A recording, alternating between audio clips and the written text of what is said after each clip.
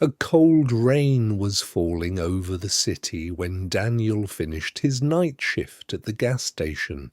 It was 2:17 a.m. The streets were almost empty. Only a few taxis and delivery trucks moved through the dark city. Daniel pulled his thin jacket tighter and slowly walked home. Every night felt the same. Work, exhaustion, sleep, repeat. At 29 years old, Daniel felt like life had already left him behind. He lived alone in a tiny basement apartment under an old building. When it rained, water leaked from the ceiling. The wallpaper was peeling off the walls. Sometimes at night he could hear rats moving above him. His paycheck disappeared almost immediately every month. Rent, food bills. He had nothing left. But the hardest part was not being poor. It was the feeling that everyone else was moving forward while he stayed frozen in place. His old classmates were getting married, buying homes, traveling, starting businesses. Meanwhile, Daniel was selling instant noodles and cigarettes at 2 a.m. Sometimes customers looked at him with pity. Sometimes they did not even notice him, like he was invisible. One night after work, Daniel sat alone on a bench near the river. The city lights shimmered softly on the dark water. He opened social media and saw another post from an old classmate. Promoted today. Feeling blessed. Hard work pays off. Daniel locked his phone screen. He felt angry, not at them, at himself. I work hard too, he whispered. So why is nothing changing? The next day, Daniel visited his father. His father owned a small electronics repair shop. The shop was not big, but many people in the neighborhood trusted him. Old fans, broken rice cookers, damaged radios. People brought everything to him. Many people said, if he touches it, it works again. But the shop was not given to him. Daniel's father grew up poor and could not finish middle school. He started working in factories at a young age.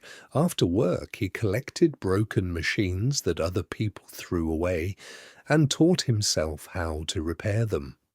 At first, he worked alone in a tiny storage room. Sometimes he reused old parts because he had no money for new ones. During winter, he wore thick gloves inside because heating cost too much. For years, he continued like this without giving up. Eventually, he opened his own small repair shop. In the beginning, almost no customers came. But little by little, people started trusting him because he worked honestly and carefully. Soon, people in town began saying he is very skilled. He never overcharges. You can trust him. The shop was still small, but Daniel's father had built his life with his own hands. Years of hard work had made his hands rough and covered with scars. Yet somehow, those hands also carried strength. The strength of someone who survived difficult years without quitting. While eating lunch together, his father suddenly asked quietly, "Daniel, are you happy?" The question hit him hard. Daniel forced a small smile. Of course. But his father only nodded slowly. Before Daniel left, his father handed him an old notebook. The cover was faded and worn. "What is this?" Daniel asked. His father smiled softly. "I used to write in this every morning." "Morning?" "When life was difficult, I woke up before sunrise every day. Even for 1 hour, I studied, planned, thought about my future." Daniel looked confused. 1 hour changed your life?" His father shook his head gently. "No. 1 hour changed me, then I changed my life." That sentence stayed inside Daniel's mind all night. 1 hour changed me. The next morning, Daniel did something unusual. Instead of sleeping immediately after work, he set an alarm for 7 a.m. 3 hours later, the alarm exploded beside his bed. His whole body ached. Everything inside him wanted to turn it off and sleep again. But then he remembered the notebook. Slowly, he sat up. Outside, the sun was rising. For the first time in years, Daniel was awake early enough to watch the sunrise. The world felt different in the morning, quieter, cleaner, more hopeful. Daniel made cheap instant coffee and opened the notebook. Inside were pages filled with his father's handwriting. Goals, ideas, lessons, mistakes. One sentence was underlined many times.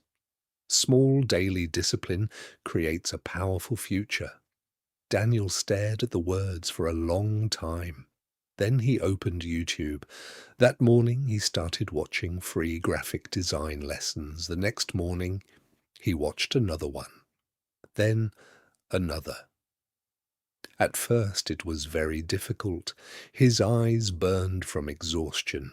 He could barely focus. Some mornings he almost gave up, but every day he continued for just 1 hour. Slowly, that hour became a habit. Weeks passed. Something inside him began to change. Daniel no longer hated mornings. In fact, he started looking forward to them. While the world slept, he was quietly building himself. During slow hours at the gas station, he practiced design ideas on old receipts and scrap paper, logos, colors, fonts, marketing. 3 months later, a woman who owned a small cafe came into the gas station. While paying, she sighed. "I need a new menu design, but designers are too expensive." Daniel hesitated for a moment, then quietly said, "I could try." She looked surprised. "You're a designer." Daniel smiled awkwardly. "Not really, but I've been learning." She decided to give him a chance. Every morning before sunrise, Daniel worked on the cafe menu design. He gave everything he had to it. When he finally showed her the finished design, she looked at it quietly for a moment. Then she smiled. "This is really good." 1 week later, she recommended Daniel to another business owner, then another. Slowly, Daniel started making extra money doing freelance design work. For the first time in years, hope returned to his life. 6 months later, he quit the gas station. 1 year later, he opened his own small design studio. His success did not happen overnight. There was no miracle. Nobody came to save him. His life changed because of something very small. 1 quiet hour every morning, an hour when he stopped only surviving and started building himself. Now, when people ask Daniel, "How did you change your life?"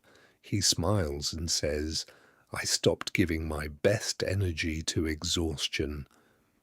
Then he looks toward the sunrise and quietly adds, "The future is built in the hours most people waste."